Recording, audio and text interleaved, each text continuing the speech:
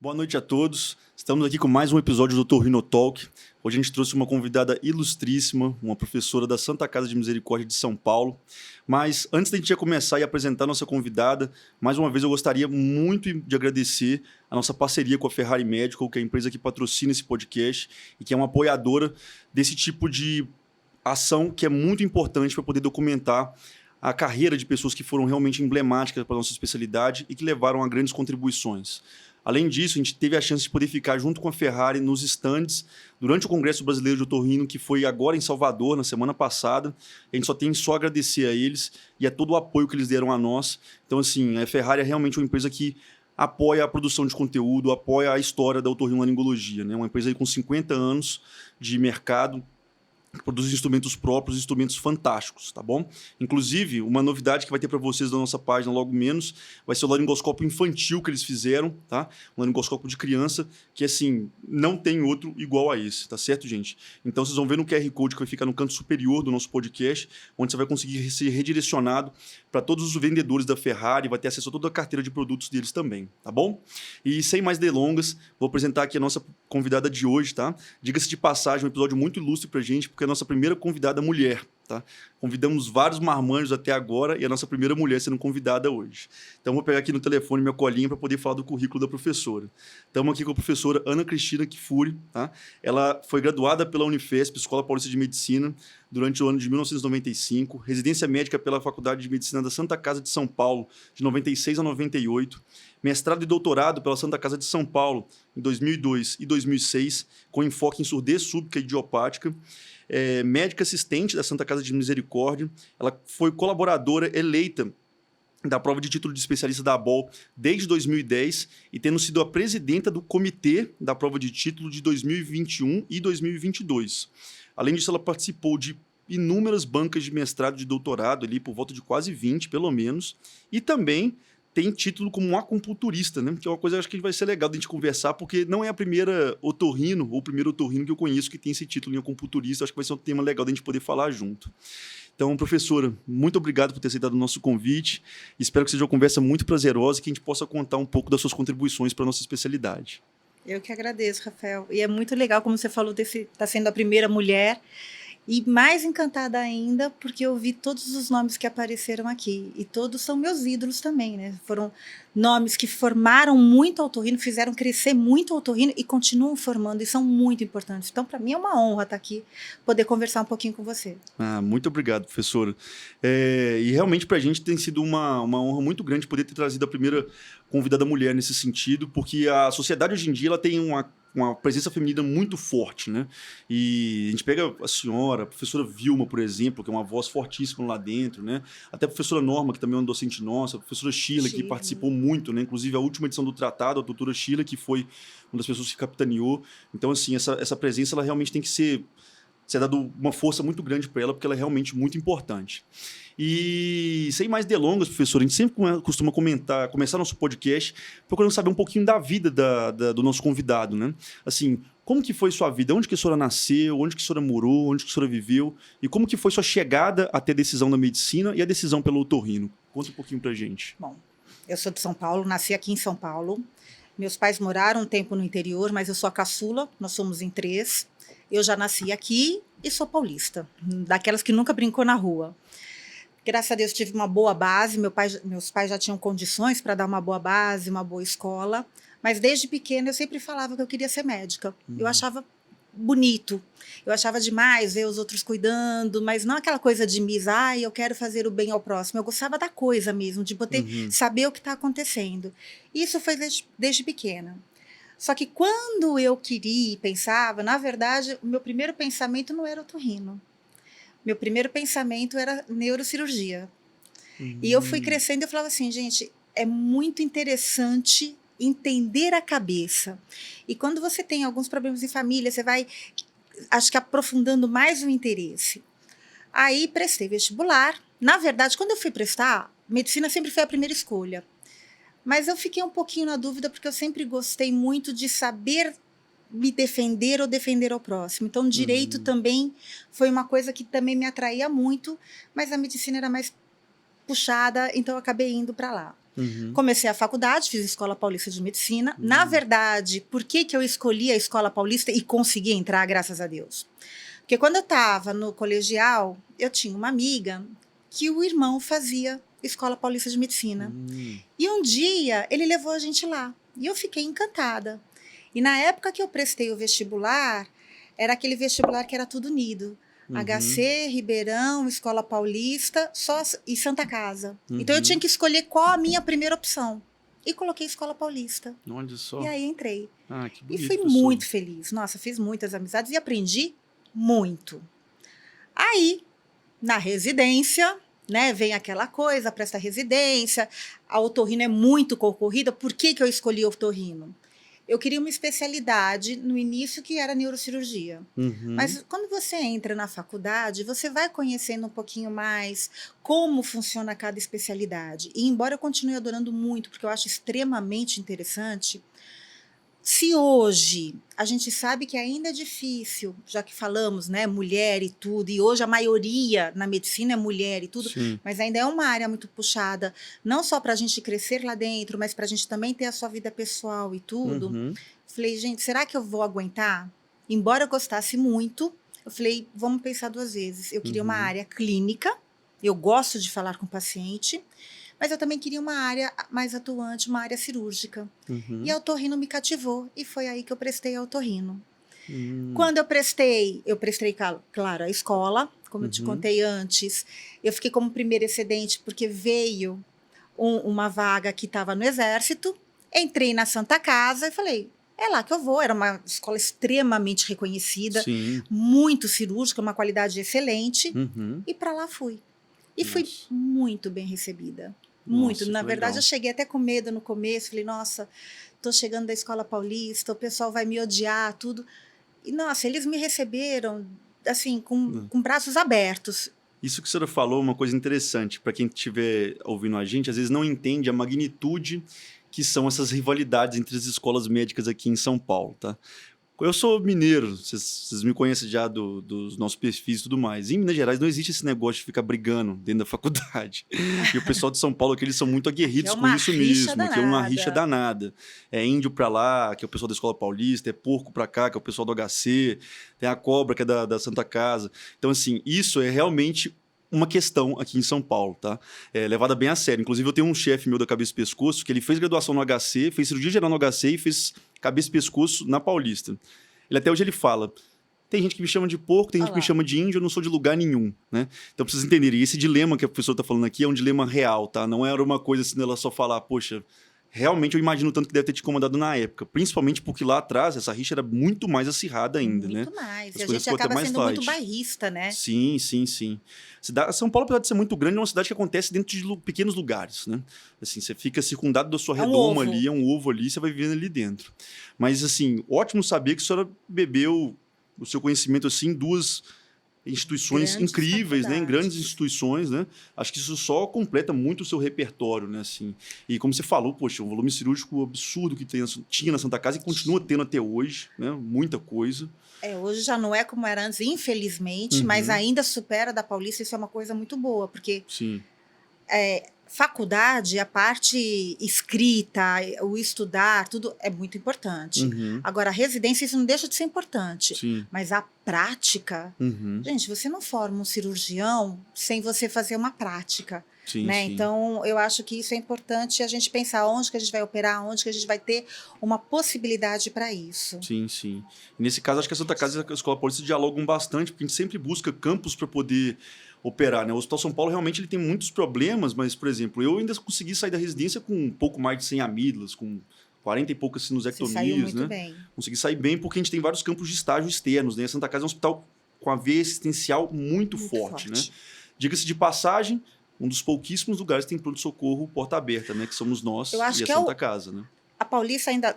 Ainda é aberto, você Ainda é consegue aberto. abrir. O otorrinolaringology continua abertas, o resto tudo que fechou ainda. É uma coisa muito boa, mas é uma coisa complicada, né? Porque Sim, aí a gente está superlotando a parte cirúrgica e a nossa Isso. fila de cirurgia para um número de vagas. Mas para o residente que gosta de operar, é Sim, mas o problema é que a gente não tem vaga e quer operar, né? Sim, com certeza.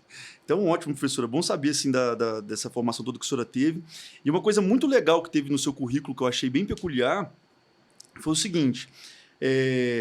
Eu já conhecia a senhora, principalmente pelo o curso de estomatologia que a Santa Casa oferece, que é um curso fantástico, né? Se eu não me engano, é por agora, ou já está quase A nossa aí, né? jornada vai ser dia 8 e 9 de março de 2024. 8 e 9 de março de É a nossa 2024. quinta jornada. Estou falando sério aqui, sem mexer com ela, nem combinei isso com ela. É Se você verdade. quiser ter alguma nota boa em estomatologia nessa prova de título que vai entrar, faça esse curso. Eu fiz do meu ano e vale muito, muito, muito, muito a pena. Um curso muito bom e muito completo. Quando tiver disponível, se você quiser deixar no nosso site, nos nossos canais, professora, fica super aberto, porque eu realmente recomendo. Eu fico feliz, porque olha, eu tenho um baita empenho e o que eu quero é justamente isso, porque a gente sabe que estômago é uma área que não é muito explícita em todos os serviços, né? Sim. Mesmo aqui em São Paulo, HC, Paulista e Santa, a gente tem uma boa abrangência, mas o resto não. Sim. E é uma área importante, gente, porque Muito. tem muitas manifestações de muitas doenças sistêmicas que dão na boca. Então, eu acho que é fundamental. As ISTs, tudo, é fundamental a gente saber para prevenção, para prognóstico, para tratamento e tudo. E eu tento ajudar um pouco, não só para a prova do título, mas para a formação Sim. daquele que não tem possibilidade no próprio serviço. Fico feliz que você tenha gostado. Não, gostei de O verdade. empenho professora. é forte. Não, sem sombra de dúvidas. O curso é completíssimo. E aí, pegando disso, muito reconhecida por ser muito forte na área de estomatologia e uma pós-graduação toda voltada para surdez súbita. Né? Para quem não sabe, na hora que eu estava lendo no currículo, fez mestrado e doutorado em surdez súbita idiopática. E eu sou muito fanático por conhecer essas pessoas que fizeram grandes transições assim na carreira. Como é que foi isso, professora? Então, fiz a residência e eu acabei a residência. O Dr. Paulo já me catou, Dr. Paulo Lazzarini, que é um chefe nosso da Santa Casa, também bastante conhecido. E ele já me catou e falou assim, Ana, nós vamos fazer mestrado. Você vai fazer comigo mestrado. Ele foi o meu orientador. E aí a gente decidindo o assunto, não, vamos fazer sobre surdez súbita. O mestrado naquela época era mais um levantamento teórico, tudo, e a gente já emenda. E vamos pesquisar também o herpes na surdez súbita, que foi a parte do doutorado. E aí eu comecei. Só que quando a gente fazia mestrado e doutorado, naquela época, a Santa sempre pedia para a gente fazer alguns horários, alguns períodos de colaboração na instituição. Então, com os residentes, para orientação, para cirurgia e tudo. E eu ficava 3 períodos na Santa Casa. Um deles era o período que acontecia as reuniões de estomatologia com o Dr. Ivo Bussolotti. E como a gente chegava cedo, eu vou participar. A gente está sempre aprendendo, eu gosto de participar, a gente nunca deixa de aprender. Sim. E aí eu participava da reunião, eu já não era mais residente, como eu sou um pouquinho falante, participava um pouco, ia aprendendo cada vez mais com ele. E aí o doutor Ivo começou a me chamar para participar capítulo de livro, participar congresso, casos clínicos. E aí eu fazia... O pessoal até brincava, eu era uma Paulette, porque eu era orientanda do Dr. Paulo na surdez súbita, mas eu era uma Ivete, porque eu fazia parte também da estômato. E fui fazendo e fui ficando no ambulatório, e o ambulatório foi crescendo, eu fui ficando, e eu fui crescendo dentro do ambulatório também. O doutor Ivo me deu essa chance, acabei o mestrado, o doutorado, e eu já estava bem envolvida na parte da estômato, e tem muito pouca gente na estômato. No ouvido tem bastante gente. E fui ficando, e hoje eu tô aqui. Olha só. Então, foi assim que eu desencaminhei da otologia e fui para estômato. Muito legal ter entendido como é que realmente isso se delineou, porque você vê que as oportunidades realmente aparecem para quem demonstra interesse, né? Então, hoje em dia eu vejo que as pessoas têm muito essa questão de achar que a vida tem um script, né? Que você vai fazer aquilo ali e vai ser daquele jeito, né? Fiz a residência, vou fazer isso, fazer aquilo, ir para casa, não sei o que lá. Só que não é assim, né? Não é essa forma linear, né? Você tem que se expor a boas oportunidades, a boas condições, né? Não negar chances, né? Porque você, por exemplo, você poderia ter sido só assim, cara, não vou fazer isso, né? Para que eu vou ficar em reunião de estômago, sendo que meu mestrado, meu doutorado é em otologia, tem milhares de coisas para poder Vou fazer. dormir um pouquinho mais, dormir né? um Chego pouquinho mais tarde. Né? Chega um pouquinho mais tarde. Mas não, fez isso. A gente sabe que se vincular a uma instituição de porte como a Santa Casa é dificílimo, mesmo com você com todos os tipos de pré-requisitos necessários, né? Porque é muita gente que quer participar de uma instituição como aquela, né? E, poxa, viu ali na Estômago, do lado do professor Ivo, uma grande oportunidade de seguir, e a gente cria gosto com aquilo que a gente domina, com aquilo que a gente sabe mais, né? Eu tenho pelo menos essa impressão, assim. Sabe, mas a cada dia a gente vê que não sabe nada, né? E tá sim. sempre aprendendo, sempre aprendendo. Mas eu tive muita sorte, porque começou com o Dr. Luque, da Escola Paulista, o Ivan Biziara, do HC, e o Dr. Ivo. Ou seja, eu estava muito bem, né? Bem servida, né? Melhor do que esses três para ajudar a gente. O Dr. Ivo impulsionando e me puxando. Eu fui quase, não foi a força, mas assim, vem. Você não vai para lá, você vem para cá. Ótimo. Então foi muito gostoso. E como você falou, não era pré-determinado de jeito nenhum, não era o meu objetivo inicial. Sim. E eu acho que deve ser uma curiosidade muito interessante de quem está escutando a gente, porque ninguém pensa em fazer. Não existe muito bem um fellow estruturado de estomatologia, né? Meio que, por exemplo, lá na Escola Paulista você costuma acompanhar a professora Cleonice, a senhora deve conhecer, mas não existe muito um jeito assim de você seguir, né? E as pessoas devem ter dúvida assim, poxa, como que estômago iria acrescentar para mim no meu consultório? Eu queria que você contasse para a gente um pouquinho sobre como que é a prática de estômago dentro do seu consultório, como que esses pacientes chegam, como é que funciona esse fluxo todo? Por que eu gosto de estômago, na verdade? Eu acho que assim, antes da gente ser otorrino, a gente é médico, certo? Coisas que muita gente acabam esquecendo durante a residência e a vida afora. O basal é fundamental para qualquer médico em qualquer especialidade. E, infelizmente, isso está sendo muito esquecido pelos colegas. A estômago, claro que tem as lesões que são próprias da boca, que só acontecem por traumas, etc. Mas tem uma gama enorme de manifestações de lesões orais por doenças sistêmicas. E isso faz a gente botar muito a medicina e não perder aquela clínica que a gente aprende lá na faculdade, que eu sempre gostei muito. E o que eu vi, por que eu me incentivei a ficar ainda na estômago? Porque muito pouca gente sabe. Então, não são muitos pacientes que aparecem. Né? A gente acaba sendo um pouco amostra viciada porque encaminham para a gente. Porque muita gente nem sabe que é o otorrino que vai cuidar disso. Acaba parando por desconhecimento num clínico, num dentista, porque é boca, e não chegam. E isso limita muito o prognóstico. Na jornada, muitas aulas que eu dou, eu tento deixar isso muito bem claro. O quão importante, porque todo mundo fala assim, estômago, nossa, não tem importância nenhuma. Para que estômago? E, gente, é absurdo. É ridículo alguém chegar no teu consultório com uma lesão na boca e você ficar olhando que nem um pateta, e às vezes é uma IST, e o cara tá aí, sei lá, sífilis, por exemplo, transmitindo para Deus e o mundo. É o segundo lugar de maior manifestação, além da parte ginecológica e urológica. Então, isso me atraiu muito. Então, o pessoal acaba me direcionando muito, então eu acabo tendo um pouquinho mais de pacientes por causa disso, porque a gente acaba sendo uma fonte que o pessoal orienta. Não é tão intensa, eu não deixo de fazer a otorrino em geral. Mas é muito gostoso você fazer, e às vezes uma coisinha tão simples que o paciente fala assim, nossa, doutora, eu já passei em não sei quantos médicos e não sei em quantos dentistas. Então, é gostoso você resolver, o paciente fica grato. Por outro lado, é um pouco triste você ver que uma coisinha tão simples, às vezes, podia ter sido resolvido e enrolaram tanto. Por quê? Porque muito colega, ao invés de falar não sei e encaminhar para quem possa ajudar, segura o paciente. E a gente tem um problema muito sério aí. Você faz cabeça e pescoço. Teve uma época que a gente estava recebendo muito paciente de câncer em boca. E aí eu tive que abrir um horário fora a nossa reunião só para atender esses pacientes. E assim, 100%. É difícil na medicina você falar isso, né? Mas 100% de todos eles já tinham passado pelo menos por 3 colegas e já tinham tomado, normalmente, sem interesse nenhum, benzetacil, amoxicilina, azitromicina, isso quando não tinha sido cauterizado uma lesão e, na verdade, era um câncer e complicou o prognóstico do paciente. Então, isso me atraiu também. tentar fazer a diferença. Eu acho isso muito legal. Uma coisa, porque o resto muita gente faz. Isso não, são poucos que fazem. E eu gosto de fazer essas aulas porque eu acho legal a gente tentar passar isso para o próximo, tentar fazer colegas se formarem e melhorarem a qualidade para os pacientes, porque quem sai perdendo são eles, São sempre né? eles, né? Com certeza.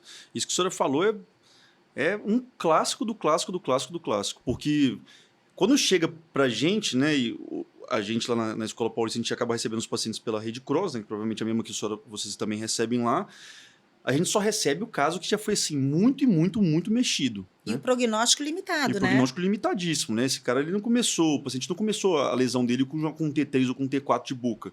Ele começou com T1, em que passou por algum outro profissional, que Que ignorou falaram aquilo que era ali, uma que afta. falou que era uma afta, que não fez uma biópsia, né?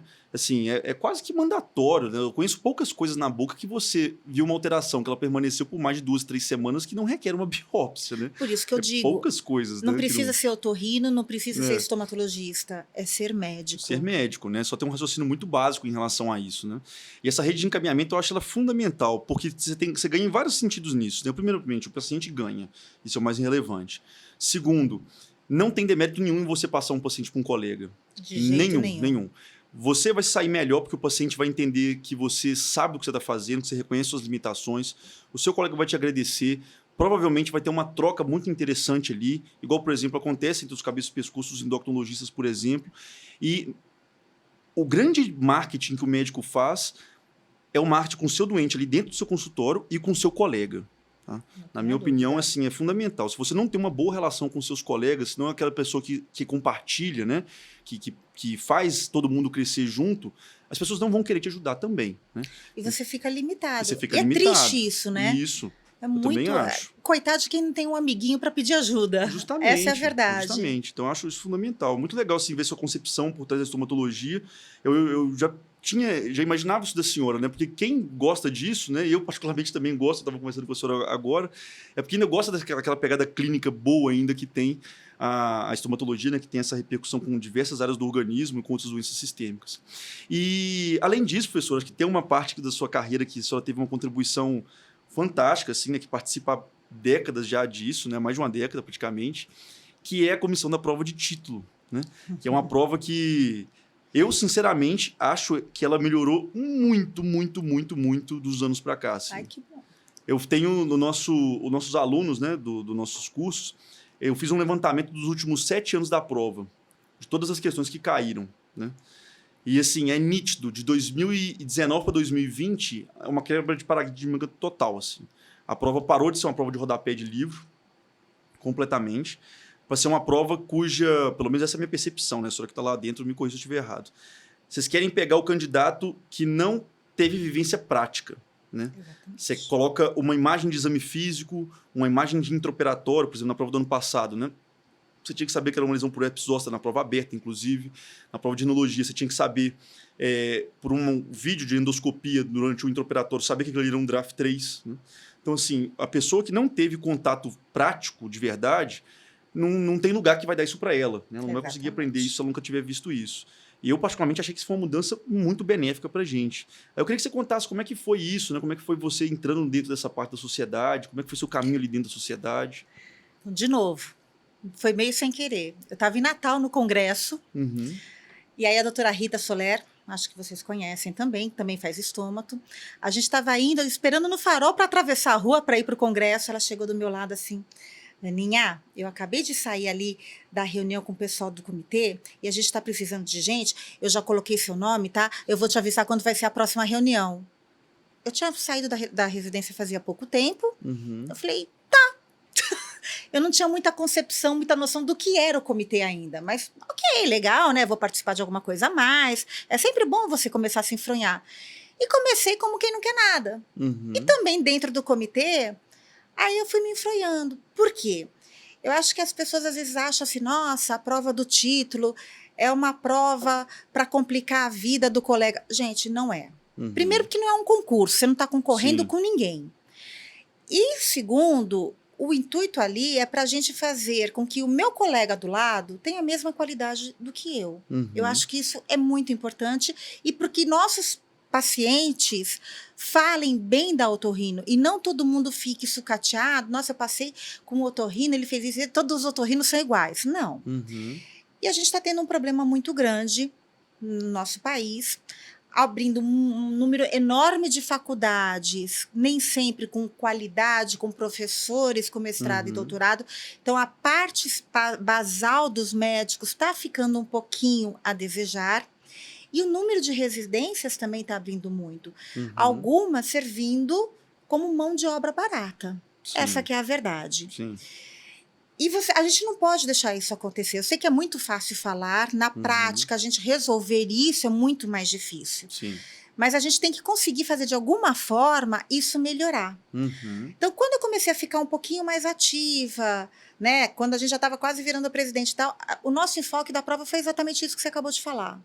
Eu não quero que você faça uma prova decoreba, porque decorar, eu pego 3 meses, sento e decoro o livro. Sim.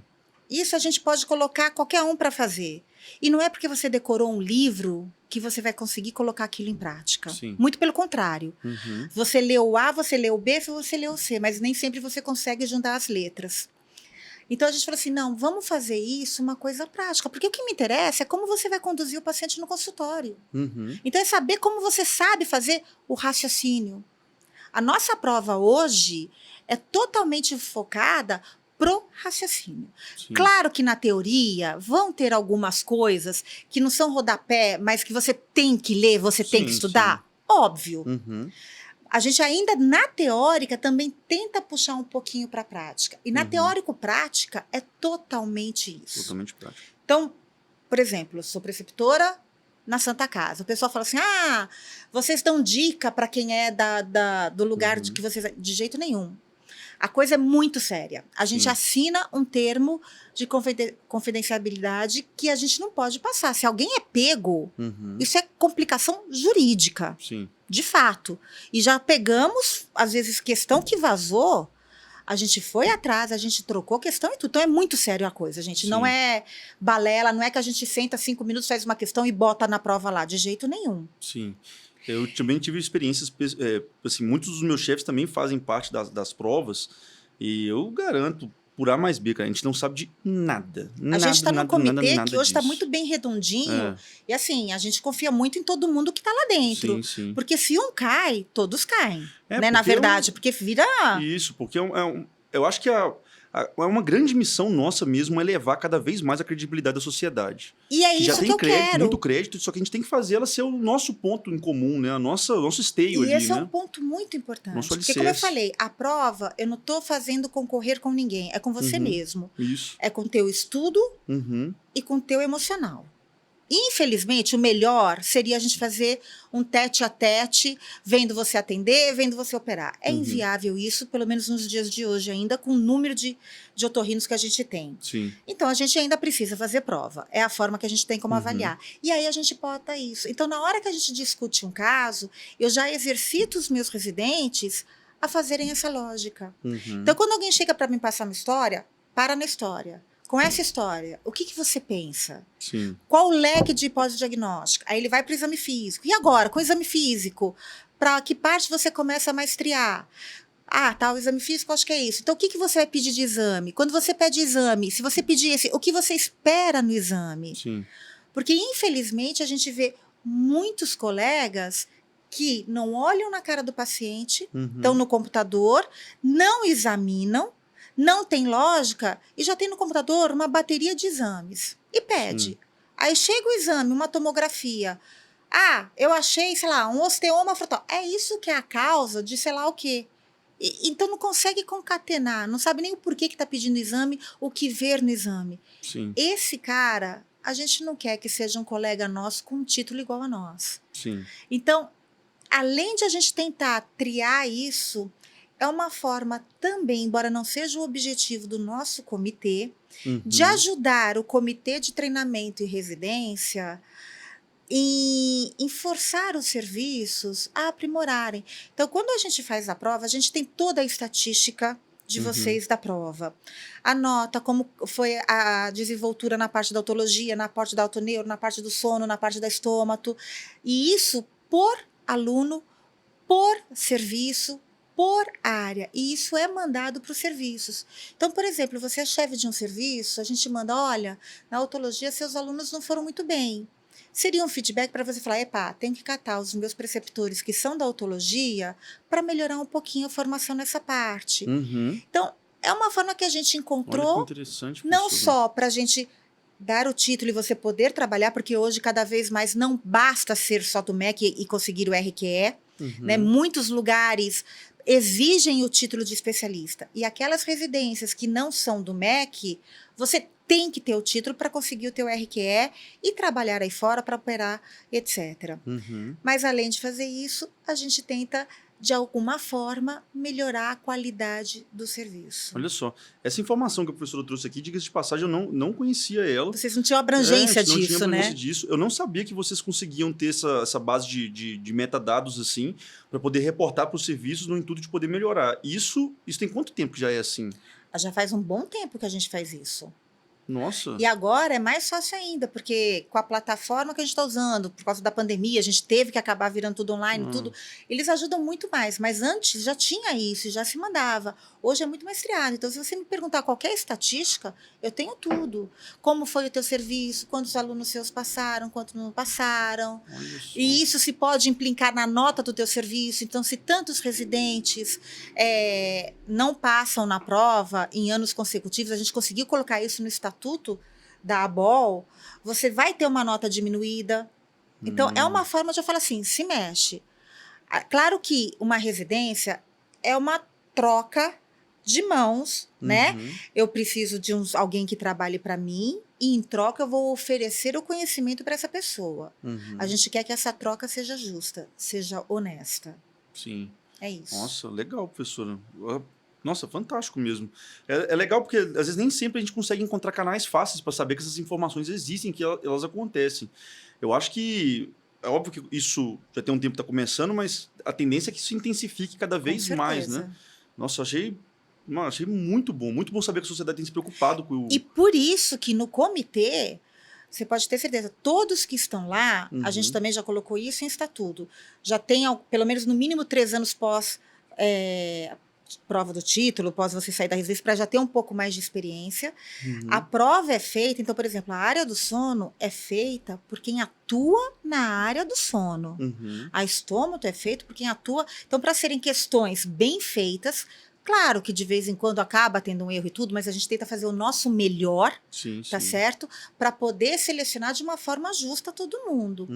E eu gostaria, né, mas eu fui voto vencido, porque acham que pode ser uma forma de discriminação, que inclusive quem estivesse no comitê de título de especialista fossem pessoas linkadas a um serviço. Por quê? Porque você está em contato com o residente, você está se atualizando. Quando a gente não está num serviço, por mais que você seja estudioso e tudo, você acaba perdendo um pouco. Né? Você perde muita noção do que é dificuldade do residente mesmo, né? O que é a principal dificuldade de aprendizado, né? Você fica ali sozinho, né? Com o seu conhecimento que já é bom. E outra, quando você começa a trabalhar, é difícil você sentar e estudar mesmo, né? Você tem que ser muito esforçado. Mas acharam que isso podia ser uma forma de discriminação, enfim, por isso que a gente aceita todo mundo, e todo mundo é sempre muito bem-vindo para ajudar. Mas é claro que a gente sempre se empenha em pessoas que tenham um maior contato com o residente e com o estudo e as atualizações. Que tem um perfil para trabalhar com isso, né? E um pouquinho assim, como é que foi a experiência de ser presidenta de um comitê desse? Porque quem ainda não fez prova de título, né? Alguns de vocês ainda são residentes que estudam com a gente, alguns já fizeram a prova de título. Pelo menos a minha experiência fazendo ela, eu achei muito boa, né? Foi no Frecaneca aqui, na última vez, né? Na última edição que teve. Era um espaço muito grande, muito amplo, assim, com muita comodidade, um nível de organização absurdo, né? Cada pessoa tinha um computador próprio para poder fazer. Eu, particularmente, não tive problema nenhum na minha prova, né? Assim, você sai super tranquilo de que é um negócio bem transparente, assim, bem sério. Só que eu imagino que por trás das cortinas deve ter um trabalho um pouco homérico da parte de vocês. E como é que foi essa experiência, assim? Como é que foi isso tudo? A prova vem evoluindo a cada ano, né? Então, antes, quando começou, né, era assim, tinha uma prova teórica, Aí quem não passava fazia uma prova prática ali tete a tete com o professor, um caso clínico. Aí isso foi aprimorando um pouquinho mais. Aí teve a época Nos primórdios tinha prova lá oral? antes de mim. Nossa! Tinha. Aí foi melhorando, aí começou com caso clínico e com um examinador na sua frente, depois com 2 examinadores junto com você, depois passou para o computador, você vendo o caso clínico, ou lá no telão, ou depois na sua frente, e um examinador do seu lado. Por que que isso a gente acabou mudando? Porque muita gente falava assim, é ruim. Por exemplo, eu peguei o doutor fulano de tal. O doutor fulano de tal é um master mega chefe. Ele tem cara de bravo. Ele me intimidou. Eu fiquei sem graça. Então, acabava tendo um pouco esse viés. E quando você está fazendo prova, vamos combinar, tá todo mundo tenso. Todo mundo Sim. passou por isso. A gente sabe que não é uma hora fácil. E se tem um viés que te deixa mais nervoso ainda, é complicado.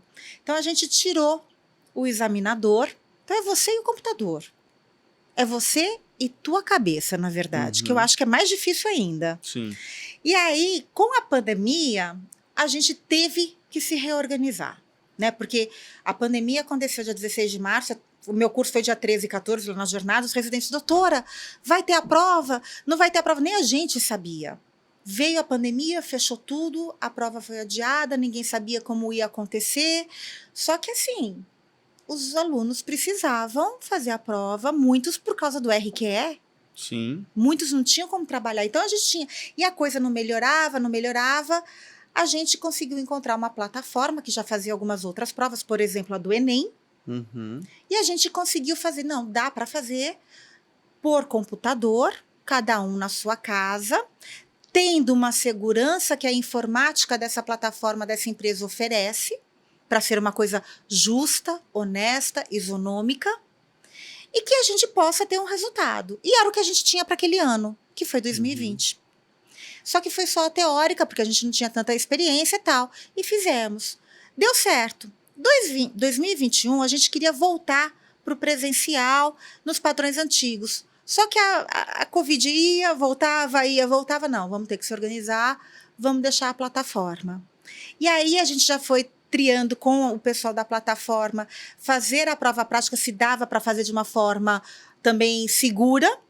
Eles falaram assim, não, dá para fazer numa boa. E nisso a gente vai avaliando com eles, a gente faz testes e tudo mais. E a gente falou assim, gente, dá para fazer, vamos fazer. Acabou a pandemia? Não. Apesar de dar para fazer ser seguro, sempre vem aquele comentário por trás. Não, porque me falaram que o fulano espelhou a tela, espelhou o tratado. Então, sempre tem aquela coisa. E a gente prima muito pela honestidade e pela segurança. Só por isso que a gente voltou a ser presencial, mas ainda com o computador, sem ninguém junto a você para te oferecer qualquer constrangimento. E quando a gente faz a prova, por exemplo, a prova de 2024, a gente já está a todo vapor. Sim, né? Imagino. Ela pronta, não é todo mundo que vê essa prova. Para você ter ideia, como o sigilo a gente leva muito a sério. Olha só. E a gente avalia questão por questão para tentar buscar possíveis erros, e mesmo assim, infelizmente, acontece. E na prática também. E na prática, você, por exemplo, é da autologia, você me passa o seu caso clínico, eu, como presidente, como secretária, a gente vai ver junto com você essa prova. Você tem uma visão. Para você é muito óbvio aquilo. Eu estou de fora. Então, eu ajudo a falar, mas você acha que não poderia ser aquilo? Como se eu fosse o aluno fazendo prova. Então, quando a gente monta um gabarito, a gente já pensou em tudo isso. E mesmo assim, os recursos, alguns a gente aceita muito bem porque faz sentido e amplia esse gabarito. Porque teoria é teoria. É muito difícil a gente ter algum escape. Agora, prática, gente, medicina não é matemática. Né?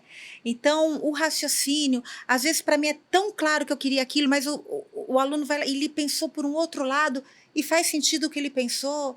Então, a gente tem essa maleabilidade, mas sempre pensado numa prova com muito carinho e com muita honestidade e com muito comprometimento científico. Sim. Essa parte de ampliar o gabarito, inclusive, do meu ano, a questão de estômago ampliou o gabarito Não sei se foi só eu que mandei esse recurso, mas eu fui um dos que mandou, que era porque no tratado, na parte que fala de líquen plano, ele dá muitos exemplos de terapias tópicas que podem ser utilizadas no líquen plano, né? Eu lembro que essa que eu coloquei não estava contemplada na questão.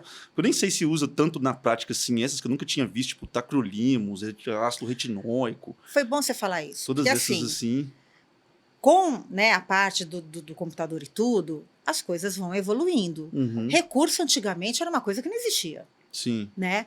Agora está ampliando cada vez mais. E não tem problema você fazer recurso. Não Uhum. tem.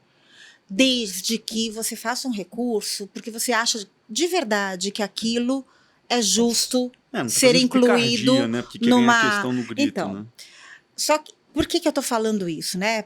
Porque assim, a gente recebe mais de 2.000 recursos. Nossa. E nós respondemos 1 a 1. Por isso que o gabarito e a nota final demora tanto para sair. Uhum.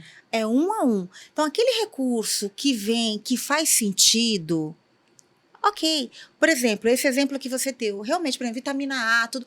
Gente, tá no livro, porque às vezes quem escreve, ele coloca o que está na teoria, mas não é a prática. Sim, E a gente, como vivencia muito a prática, você nem acaba colocando aquilo. Sim. Só que está no livro, a gente vai ter que aceitar. Uhum. Né? Tanto é que vai ter a reformulação do tratado, a gente tenta aparar essas arestas. Inclusive, aproveitando essa oportunidade, notícia bem quente para a gente poder contar aqui. A prova de 2025 vai ser com tratado novo ou não? Depende de quando a gente conseguir lançar esse tratado que está sendo atualizado. Se for lançado no Congresso apenas, lá em novembro, eu acredito que vai ficar muito apertado então para os alunos ser, se embasarem. É. Mas isso é uma coisa que a gente vai discutir dentro do comitê, mas eu acredito, não, pelo amor de Deus, não estou falando que sim nem que não. Que eu acho que talvez vá para 2026. 2026, né? Perfeito. Então, notícia de primeira mão aí, né? Você não consegue esse tipo de informação. Mas nada impede quem tiver o tratado novo que estude, porque com certeza vai estar muito melhor. Não, sim. Certo? É até legal a gente falar disso também. Eu imagino que deva ter uma mudança de roupagem muito grande. Eu estava conversando com o professor Leonardo Haddad, né, que vai assumir em 2025, e ele mesmo falou, né, que vai ser... Ele disse para mim que vai ser uma outra pegada de escrita mesmo, assim, né? Em termos de serem coisas, às vezes, um pouco mais sucintas, né? Eles vão reformular a ordem que vão vir os capítulos também, né?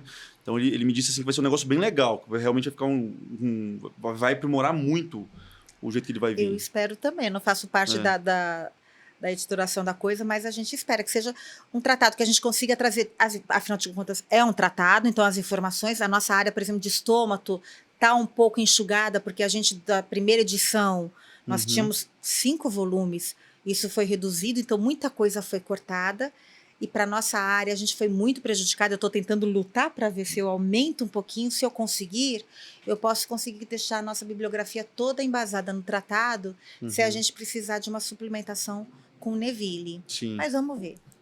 Inclusive, do Neville, eles ainda utilizam a referência antiga, né? Porque o Neville que eles colocam no edital é de 2009, só que já tem um de 2015. 2017, não. O de 2015. É a terceira edição. É isso, que é de 2009. É que a mais nova, como não, vamos só tem combinar. Em inglês a mais nova. Então é muito complicado, né? A gente já está pondo um livro extra que a gente tenta evitar, mas não tem como. Na nossa área não tem, senão... Gente... Quem quiser aprender estômago também, eu convido a ler, assim, cara. Não é um livro muito grande, tá? São umas 900 páginas? Não, e é bom senso, né? Claro que eu não vou sair perguntando para você de periodontia. Sim, né? A gente vai perguntar a parte relacionada ao otorrino, a parte médica e tudo mais. De mucosas, né? Ótimo. Perfeito. Acho que foram informações muito legais, assim, para quem estiver escutando de casa. Eu acho que é um tipo de informação que traz mais tranquilidade para as pessoas que estão escutando, né? Porque muitas vezes as pessoas não sabem, criam-se mitos em torno disso, né? Igual você falou aqui, quantos mitos vocês tiveram que combater até chegar à concepção de que é uma prova bem feita, honesta, feita por gente que realmente quer elevar a especialidade, não quer depreciá-la, né? E todo mundo que está ali é voluntário. Eu acho que isso é legal falar, né? Porque assim, eles estão recebendo para fazer isso. A gente não recebe 1 centavo. Aí você fala, Ana, você está lá fazendo o quê, então? Porque eu, por exemplo, enquanto presidente, agora como secretária, a gente cancela consultório para ir corrigir prova, para responder recurso. Quando tem a revisão a segunda revisão de nota, a gente vê a prova inteira do candidato. Eu sento lá de manhã, a gente sai à noite, que a gente sai até torto. Sim. E a questão que a gente revê. A gente não ganha nenhum centavo. Então, por que eu tô lá?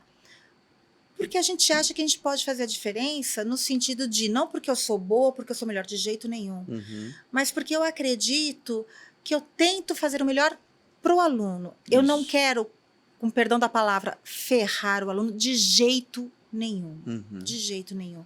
E a gente tem um empenho muito legal. E como eu disse, o pessoal que está agora é um pessoal, alguns são novos, claro, mas tem uma galera que já é um pouquinho mais antiga, então já caminha com uma consciência muito uniforme. Isso facilita muito na hora da realização da prova. Na prova, né? Eu acho que isso que a senhora falou, assim, é muito legal mesmo saber que eles realmente são pessoas que estão ali se doando para poder fazer aquilo. E pessoa que quando faz uma coisa dessas, gente, é porque é muito gostoso, e eu tô tendo essa sensação agora, por exemplo, quando eu tava num congresso, as pessoas falando assim, poxa, muito legal sua iniciativa de gravar, né? Muitas pessoas se perguntaram assim, poxa, quando você vai levar tal pessoa e tal pessoa e tal pessoa? É muito gostoso a sensação de você estar fazendo uma coisa útil de verdade para os outros, né? E uma prova... E uma coisa diferente, né? Dá uma visão que a gente não tem. Isso, né? E, poxa, implementar um sistema de avaliação da sua especialidade, né? Que está impactando diretamente na forma como o residente estuda, né? Porque se a prova hoje está de um jeito, o cara já não está preocupado mais em estudar e em ler rodapé, né? Ele está sabendo assim, não, poxa, minha prova é diferente, cara. Minha prova é para caso clínico mesmo, é de prática. Vou preocupar com a prática, né? Quando você faz isso, não é só mudança de concepção de prova.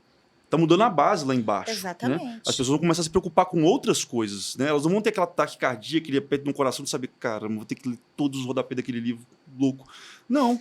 Coisa prática, prova para né? faculdade mais, isso, né, gente? É prova para o dia a dia. Então, como assim, você toca com o paciente. Então, assim, deixar esse legado, eu tenho certeza que deve ser um gosto tremendo depois que acaba todo esse evento, assim, que é fazer essa prova, que você sente aquela catarse mesmo, assim, de mistura de cansaço, com orgulho, com missão tudo, cumprida. Né? Missão cumprida. Embora a gente sabe que alguém faz voodoo com a gente de vez em quando, e eu juro que eu não tenho culpa de nada, gente. A gente só corrige, a gente faz a prova.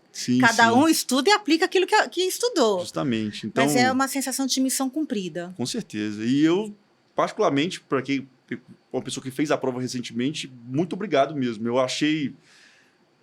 Nossa, eu não tive praticamente nada a poder reclamar da prova. Igual você falou, se alguma questão ou outra que fica com dúvida acontece, gente. Pelo amor de Deus, né? É uma prova, não é perfeito. É um método de avaliação, não é perfeito. Mas, assim, toda a experiência de ter feito ela daquele jeito, para mim, foi incrível, assim. Eu só tenho a agradecer à sociedade por ter feito dessa forma, sabe?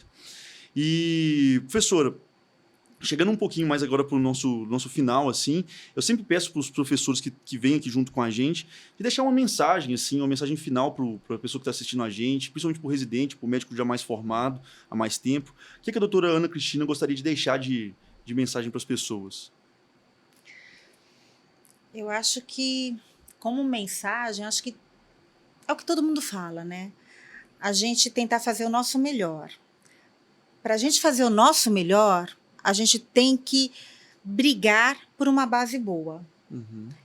Então, para essa base boa, eu poder exigir uma boa instrução, hoje em dia a gente fala, né, é uma geração de muitos direitos e poucos deveres. A gente tem que tomar muito cuidado com isso. A gente tem que exigir, sim, mas para você exigir e fazer com que o seu professor queira te dar mais informação, se empenhe na tua formação, ele tem que ver que você também está empenhado em aprender, que você tem interesse naquilo. É uma troca.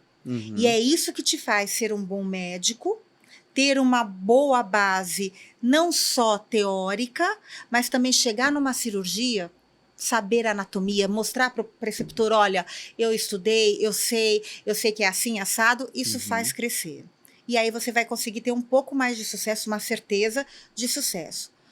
Fora isso, eu acho que além dessa base, poder trabalhar bem com o teu paciente, tendo uma boa formação, o que eu vejo que está acontecendo muito em colegas hoje em dia. A gente sabe que doença é um mal biopsicossocial. Independente de ser uma área cirúrgica e tudo, quantos pacientes você pega onde o emocional está tão comprometido que ele acaba sendo até muito mais importante do que o físico. E como a gente já falou, tem colega que atende o paciente, está no computador, já dá a receita, já dá o pedido de exame, não examinou e não olhou na cara, não olhou no olho. Isso, para mim, é um crime. É um crime, independente da especialidade. Eu acho que falta um pouquinho mais a gente relembrar a empatia pelo paciente. Eu acho que diferencia como médico. Não só a empatia, como também a responsabilidade, a consideração, a educação. Não é porque você chamou uma pessoa de senhor e senhora que você está sendo educado. Sim. Não adianta chamar de senhor e não olhar na cara dela. Isso também te faz ser um médico melhor. Lembra que ali na tua frente poderia ser seu pai, Sim. poderia ser sua mãe, né? Com certeza. Claro que eu não quero que ninguém tenha uma experiência de doença, seja consigo mesmo ou como familiar. Mas quando você passa por isso, você vê o lado de cá, a gente vê o quão importante isso é. E na faculdade, por mais que você tenha aula de psicologia, a gente não tem essa percepção tão grande. E quando você começa a residência, é uma tocação que você engata primeiro e você vai que vai. Você fala assim, nossa, eu quero acabar logo de atender, eu quero ir para casa, eu estou cansado, e às vezes no consultório idem. E, gente, às vezes você não precisa nem dar um remédio para o paciente. Olhar para ele, dar uma explicação, dar um sorriso, ou como dizia um chefe meu, às vezes você dá um abraço naquele paciente mais idoso, você curou. Pelo menos a alma você curou. Então, assim, briguem por uma boa formação, queiram uma boa formação, mas não esqueçam o lado pessoal. A gente é médico, a gente não é engenheiro, a gente não lida com nenhuma ciência exata. A parte humana, eu acho que está faltando em alguns colegas. E isso é muito triste. A nossa medicina vai acabar indo para o saco se a gente não se tocar um pouquinho disso. Eu acho que é essa o que eu tenho, a moral que eu tenho a passar e que eu gostaria muito de ver. E é o que eu tento passar para os meus residentes. Complementando um pouquinho isso que a senhora falou, tem um professor meu da graduação, me formei na Federal de Minas Gerais, que chama Enio Pietra, é um professor de clínica médica nossa. E tem um negócio que ele fala que era muito bonito, assim, que era, para quem sabe olhar, toda consulta acontece um milagre. Não tenho dúvida. Para quem sabe olhar direitinho, assim, acontece algum milagre, né? Porque é só a devoção grande de um profissional que estudou para aquilo frente a uma pessoa que está com algum nível de sofrimento, né? Se você olhar direitinho, ali está acontecendo um milagre todas as vezes. E a postura do paciente, Isso. ele isso te conta muito. Sim. Muito mais do que a palavra dele, né? Saber o que ele falou nem sempre é aquilo que está explícito, né? São as entrelinhas que te trazem a informação para você fazer um diagnóstico e principalmente um bom tratamento. Nossa, eu acho que é isso que é importante. Acho que a gente encerrou com chave de ouro aqui, com a reflexão fortíssima. Obrigado, viu, professora? Acho que foi muito, muito, muito, muito legal, muito proveitoso. Tudo que me falaram de você, né, a Isabela, que a gente conversou mais, o Bruno também, que já está te conhecendo lá há mais tempo, se confirma, assim, né? Assim, pessoa muito empolgada, muito viva, né? E, poxa, ainda já tem quase uma década que você está nessa frente aí, junto com a prova de título, né? Ajudando a consolidar a nossa formação, mais de uma década. E você vê que a pessoa que ainda pensa ativamente sobre o processo, né? Isso é lindo, cara. Isso é muito bonito mesmo. Peixe impagável. Que para de nadar morre na praia, né? Justamente. Então, pessoal, esse foi mais um episódio do Dr. Rino Talk. Espero que vocês tenham gostado. Foi com uma convidada, assim, ilustríssima. A gente está, assim, muito honrado de ter sido a primeira mulher que a gente convidou. E justamente uma pessoa que fez um impacto tremendo na formação e na forma que a gente avalia os nossos serviços de otorrino hoje em dia. Então, fiquem com Deus e até a próxima. Obrigada.